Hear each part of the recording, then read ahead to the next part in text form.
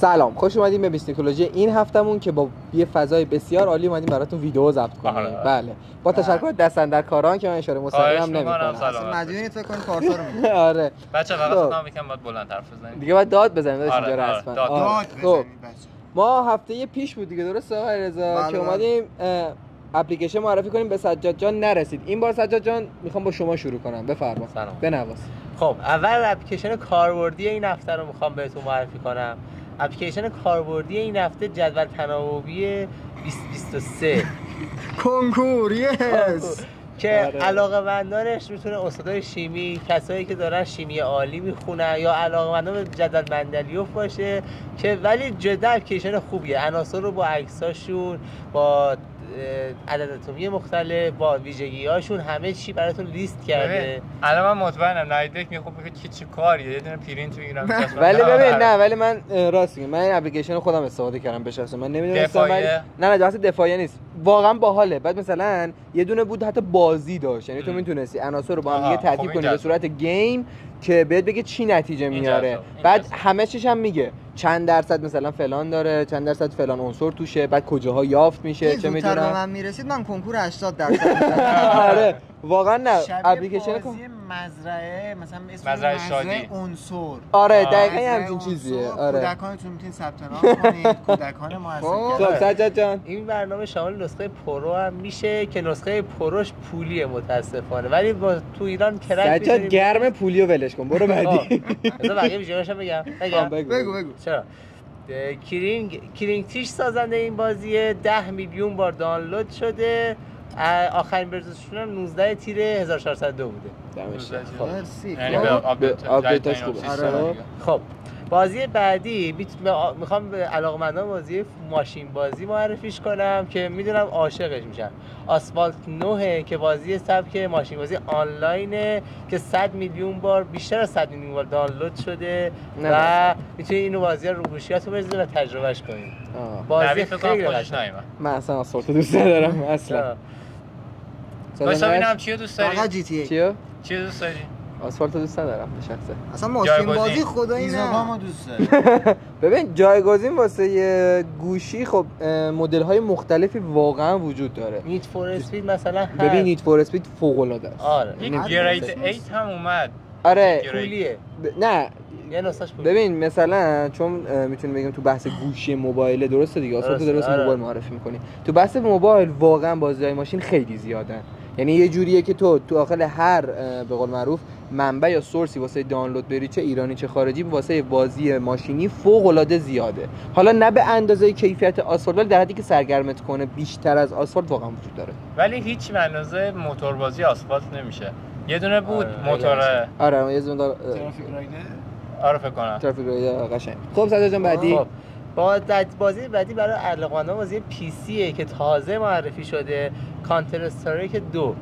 خب که علاقه‌مندان بازی کانتر این بازی تجربه کردن ولی آنچنان بازدهی مثبتی ازش ندیدیم توی این چند روزی نتایج داشتیم می‌دیدیم.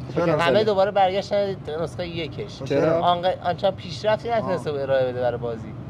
مثلا سیستم عاملی هم که نیازش حداقل سیستم عاملش ویندوز 10 کورای 5 750 با مموری 1 و گرافیک 1 که با 85 گیگ هم حجم سیستمتون اشغال میکنه و باید حدوداً اینقدر باید سیستم خالی کنه. ارزش نداره. دانلود می‌کنی. آفرین دقیقاً ارزش نداره. ایزی. ولی به نظر من میتونیم یه ویدیو واسش بریم. ارزش داره. یه مقایسه می‌کنیم با کانتر یک دیگه. به نظرم یه ویدیو باهاش در نظر بگیرید. بی ارزشیشو اثبات کنیم. آره بی ارزشیشو اثبات کنیم. خب سجاد جان دیگه چی؟ پایان بخش تمامی. خب این دفعه میخوام برم سراغ آقا پارسا. آقا پارسای عزیز، شما همیشه آخر سر میمونی، قشنگ در دهن ما رو. اوکی پشت صحنه بود. همیشه بعد بالا پشتو من با سق سیاه شما خیلی کار دارم. خدا رو شکر دومی من نگرفت. آره. الان دوربینم نداشت. نزدیک بود. نه من چون نگفتم اتفاق نیفتاد. آقا پارسا اخبار بنواس. خب اخبار این مدت فقط اخبار جنگ و اینجور چیزا بود، ولی ما این لاولا سعی کردیم خبر تکنولوژی هم پیدا کنیم. خب البته خبرهای جنگ گفتیم، ما اصلا به جنگش کاری نداریم، ولی خب ما به عنوان شرکت فروشنده قطعات و اینا با یه دونه تورم روبرو شدیم الان که خب دلار 1000 تومان 500 تومان رفته بالا، الان شد 52 تومان امروز، دیروز 49500 رسید الان. یعنی میتونیم بگیم 2500 تومان تو این 2 روز رفته، یه روز و نیم رفته بالا و خب یه تورم سنگین ایجاد میکنه و از این نظر ما باید کار داریم. چیزی که اصلا به ما اصلا هیچ ربطی نداره. آره، یعنی یک کشور دیگه کشور دیگه رو میزنه و حالا ما همشون رو محکوم کنیم، هر کی که بخواد جنگ را بندازه. خب یه خبر داشتم از مایکروسافت. اینتل به رسانه بزرگ ویندوز در سال 2024 خبر داد ویندوز 12 گفتن سال 2024 عرضه میشه. هنوز باگ 11 رفت نشده. ویندوز 10 سال حدوداً 2017 ارائه شد. تا الان که تا حداقل یک سال پیش داشت آخرین آپدیتاشو میگرفت که به مرحله نهایی رسید و حدوداً 1-2 ساله که ویندوز 11 اومده و هنوز خیلی باگ داره. دیگه نوید گفت دیگه، نوید گفت چون نمیتونن که باگاشو شاید نمیتونن برطرف کنن، میخواد با این نسخه جدید کلا ویندوز 11 دقیقاً همین مثل ویندوز 8 دقیقاً همین چیزی که نوید جان میفرماید. یه به طور میانگین هر 2-3 سال ویندوز یه دونه سیستم عامل جدید ارائه میده و قاعدتا 2024 نباید سیستمی ارائه بده چون ویندوز 11 رو رسما 2021 عرضه کرد. 2022 کرونا خورد افتاد 2022 عرضه کرد و قاعدتا باید 3 سال بگذره میشه 2025 2026. اما اینکه این اومده زودتر ارائه داده یکی میتونیم یکی از عوامل اصلیشو به قول نوید باگ های زیادیش عنوان کنیم که نتونستن از بین ببرن و میتونیم از چیزاش بگیم این که شاید از نظر مالی نتونست اونقدری که مایکروسافت میخواست تامینش کنه.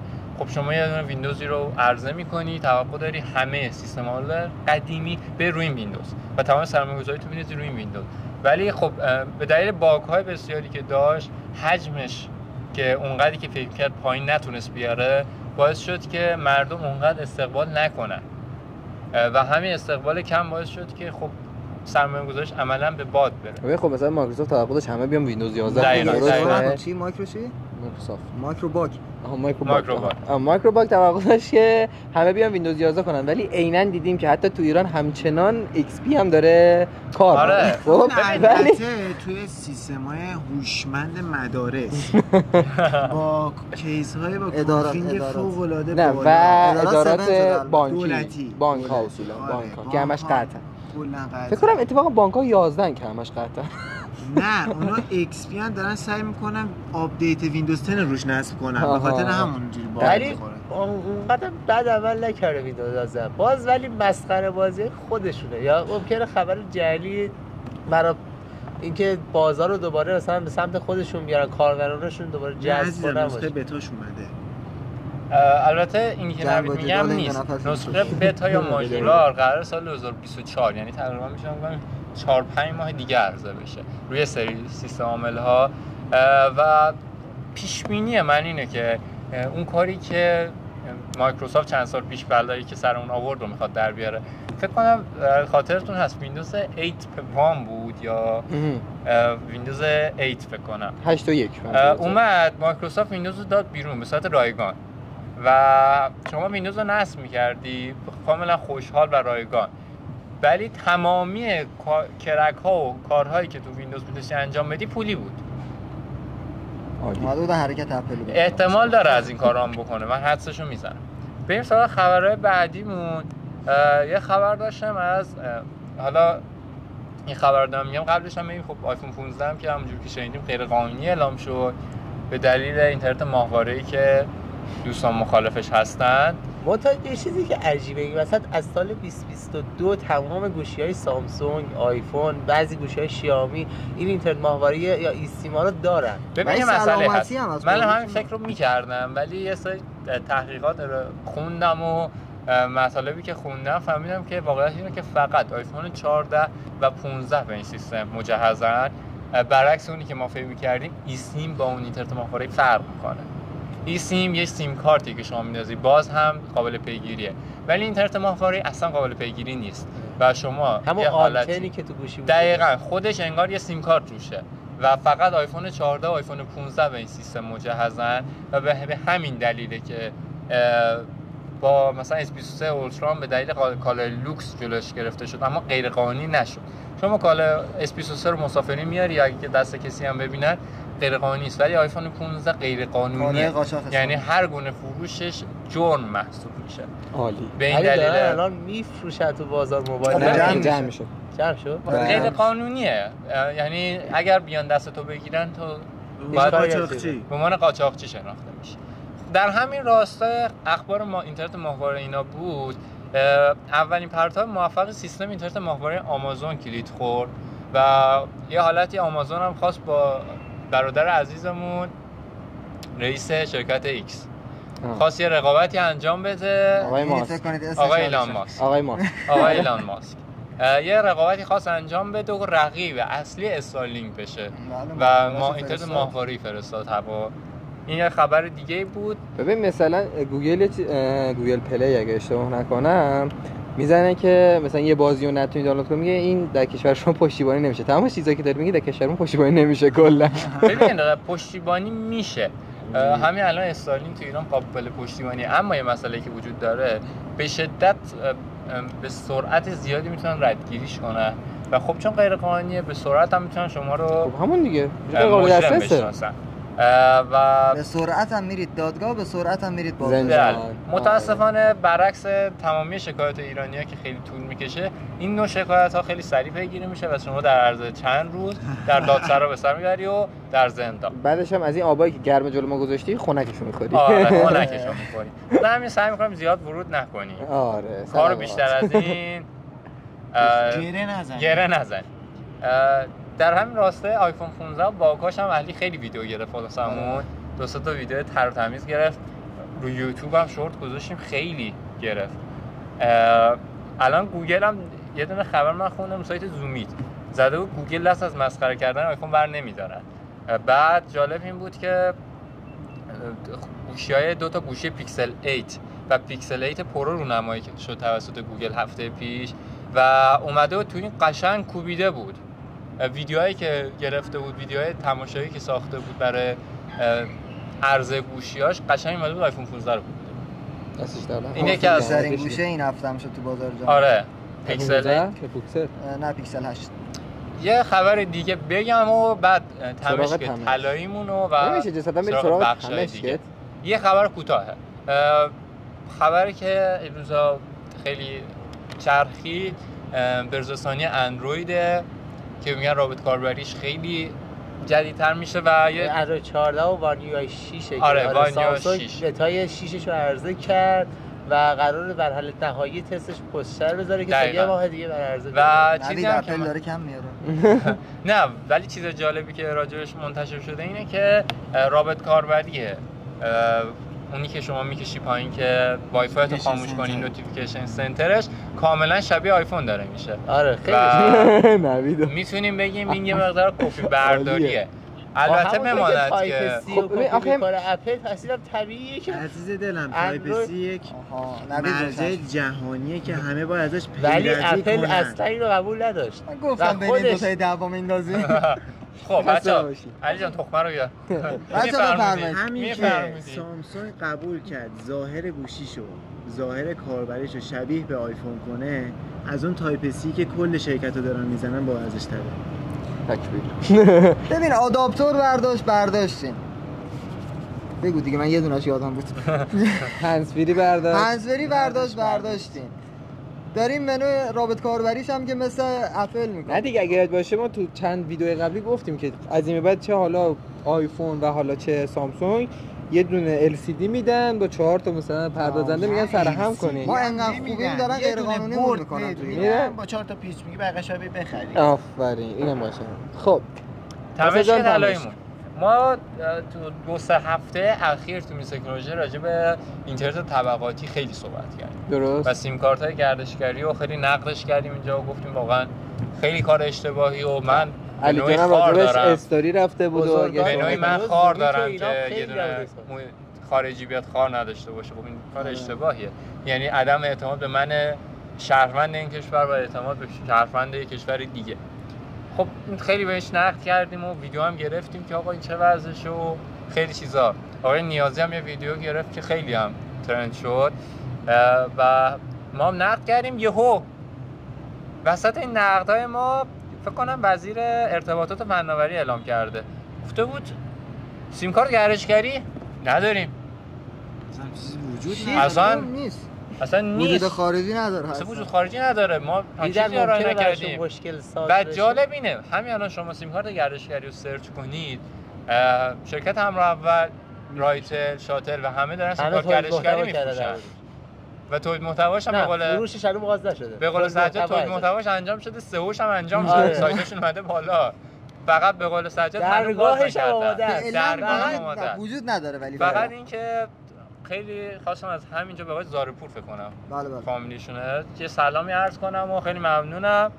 ایشون فکر کنم از ما کمتر اطلاع دارن تو زمینه‌ها و خب آره کلا به قول علیرضا سری بعد این میز رو روبروی باجه گذاشتیم که تلفن میگیم پاساژو از پشت همینجا نشسته باجه صحبت می‌کنه. پارسا رو از پشت یه دونه سلول شیشه‌ایه که داریم می‌سوزونیم اونجا باش برگزار می‌کنیم. دیگه حالا قسمت آخر اونجا نمی‌کشه. اصلا این آخر قسمت هم بگیرم ببرم.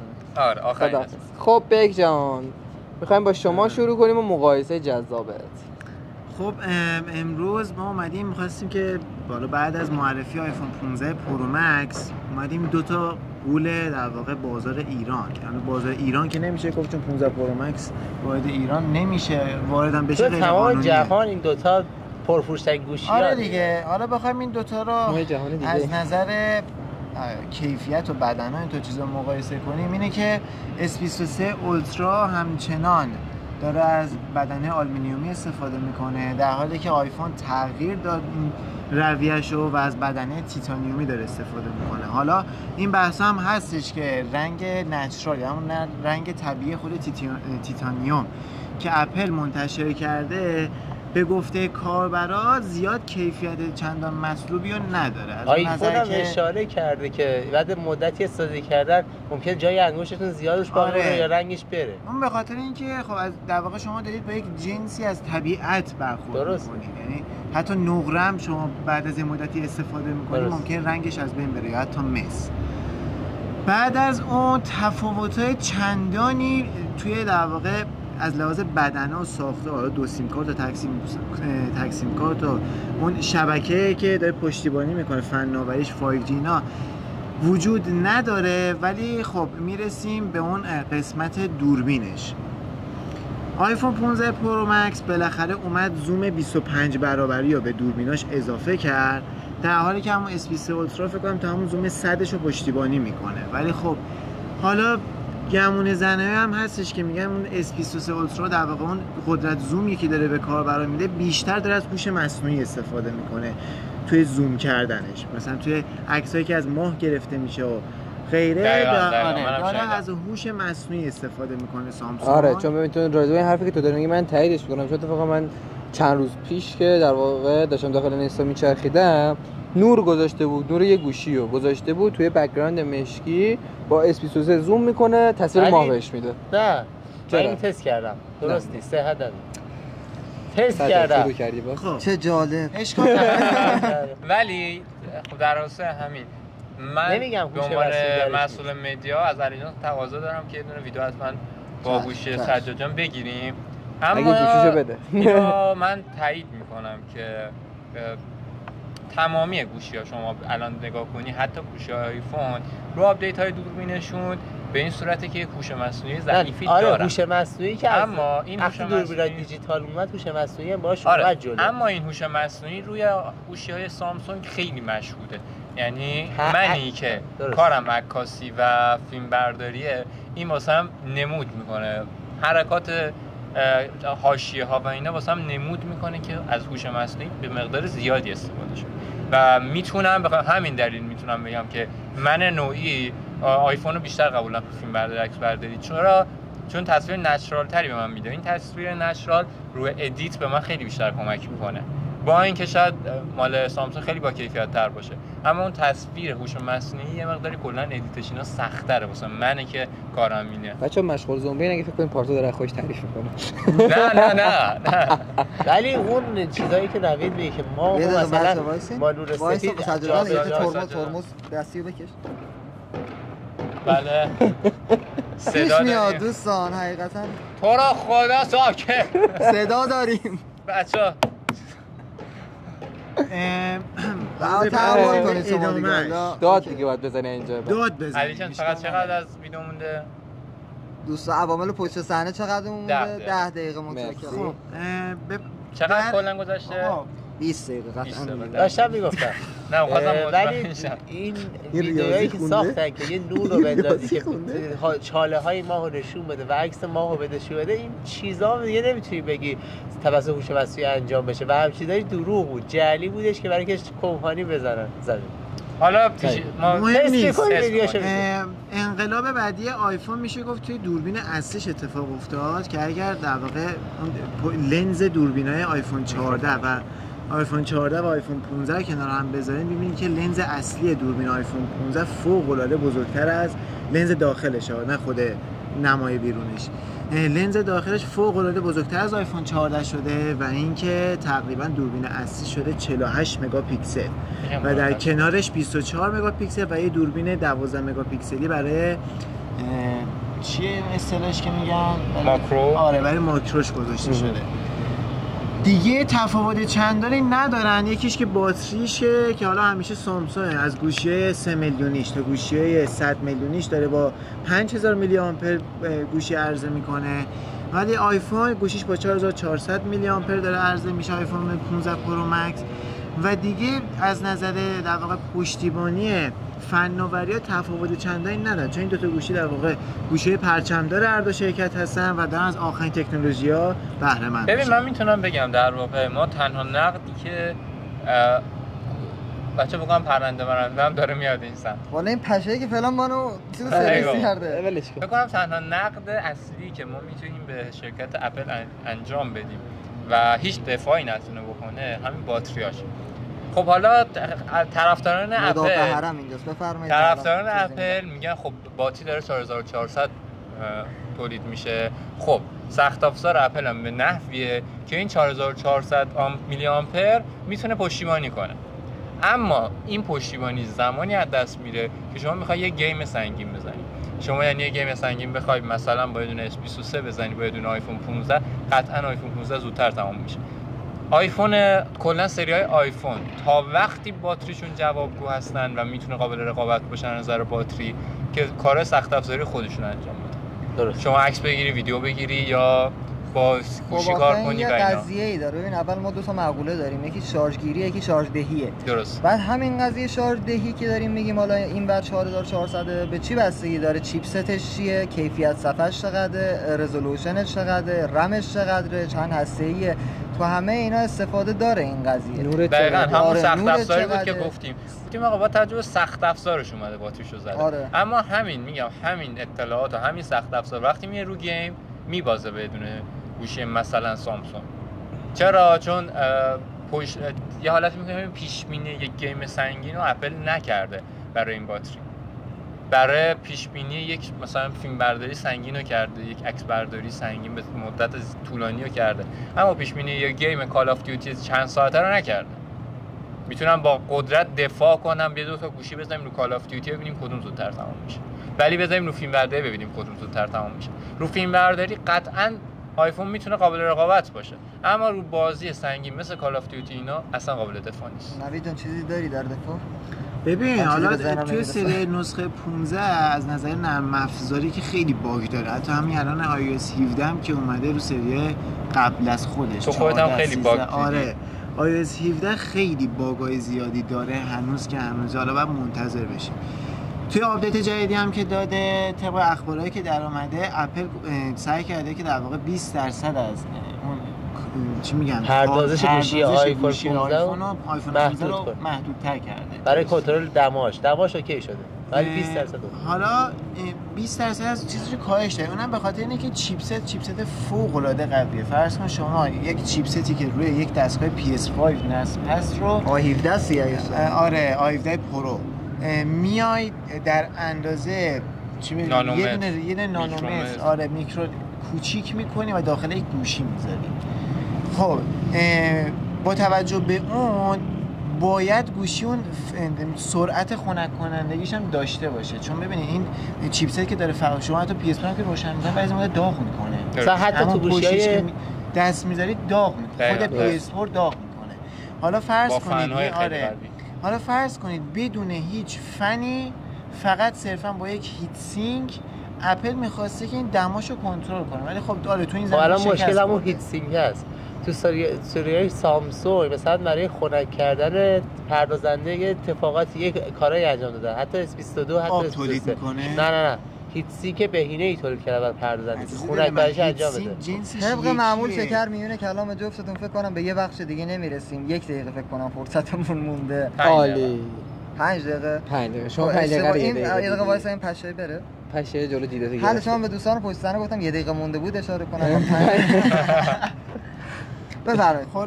5 دقیقه رو 1 دقیقه. یکیه، هیچ تفاوتی نمیکنه. الان شاید هم باز کردن گوشیو، میگن هیچ سیستم خنک سجاد جان یه دقیقه حرف بزنین تمام شه مقایسش بگو. اصلا مهم نیست تو چی میگی. بچه‌ها داشتن دعوا شده. خب آقا آیفون قبول کن بهتره دیگه. قبول کردن نداره. ردش کردن. نه دیگه قبول کردی. قبول کردن نداره یعنی باور داری. دو حالت داره، یا باید قبول نکنی یا اگه قبول نمی‌کنی باور داری. ببین کلا من بحث فلسفی کردیم میونه این دو تا برای اینکه بحث این دو تا رو تموم کنم مثلا ما کلا یه ویدیو بسازیم دو تا بشن با هم جر رو بحث کنن. من میترسم داش به دعوا خاطر نتون پخش کنیم. اینو میزنه ان شاء الله هر کی فوش بده چیزه اخش میکنه. آره فوش میذاریم واسش. ولی من به شخصه به عنوان این کسی که کلا در فقط اخبار رو دنبال میکنم، هم آیفون داشتم هم سامسونگ و هم هواوی، میتونم بگم هر کدوم توی زمینه قابل دفاعن و اینجوری نیست که بگیم که یه گوشی the best of گوشی دارن کل جهان the best mobile گوشی the best mobile the best mobile in the world mobile phone in the world هم چیزی وجود نداره و هر کدوم احمدی نژاد هست. آره احمدی نژاد هستم سانترفیوژ و هر کدوم از اینا میتونن روی زمینه قابل دفاع باشن. پس ما نمیتونیم اینجوری خیلی نقد کنیم این بهتر اون بهتر، زمینه میتونیم بریم جلو. آقای عکاس ادیتور بس موبایل من یه نکته دیگه هم خواستم اضافه کنم که آیفون 15 یه بالاخره توی سریای پرو مکسش و پروش از صفحه نمایش 120 هرتزی رو نمایی کرد که این باعث خوشحال شدن طرفداران آیفون شد و سجاد حسودی کرد. باز ما نمیتونیم حیف که تو ایران رو بررسی کنیم سر این محدودیتایی که وجود داره، ولی ما خیلی علاقه داشتیم که آره اینو تست کنیم. خب چقدر تایم دارین خانم این بعدا؟ 2 دقیقه. 2 دقیقه. من میگم جمع‌بندی کنیم. صحبت پایانی. من خبر رو بگم در 1 دقیقه جمع شه. آقا همیشه میدونیم ژاپن کلا تو قضیه به اسم تکنولوژی پیشروه نسبت به بقیه کشورها. بعد یه حرکت خفنی زده. کمپانی گوگل تو ژاپن یه حرکتی زده، یه کلاه درست کردن، کلاه هوشمند برای تایپ کردن با قابلیت با بلوتوث به جی تایپتون وصل میشه. بعد باحالی چینه گوگل هنوز به صورت رسمی قبولش نکرده، ولی خب ژاپنی‌ها اومدن اپلیکیشنش رو درست کردن، کالاش هم دارن میدن بیرون کلا. یعنی الان گفتم به شما ربطی تو گوگل پلی هم منتشرش کردن. ماشاءالله. الان گفتم به شما ربطی نداره. خودمونیم میتونیم برسیم به جنبندی. حالا بچا 1 دقیقه جنبندی می‌کنیم ان شاء الله. جنبندی تمش که خوشمزه داشتید. امیدوارم که این ویدیوها بتونیم ادامه بدید که نمی‌ذاره ان شاء الله. فقط زیر آفتاب نباشه سریه بعد. نمیرسه به سری بعد، ولی حالا تا نداریم دیگه. تا درود دیگر بدرود. تا درود دیگر. آره قصه ما به سر رسید که علاقه به خونش نرسید. خدا نگهدار.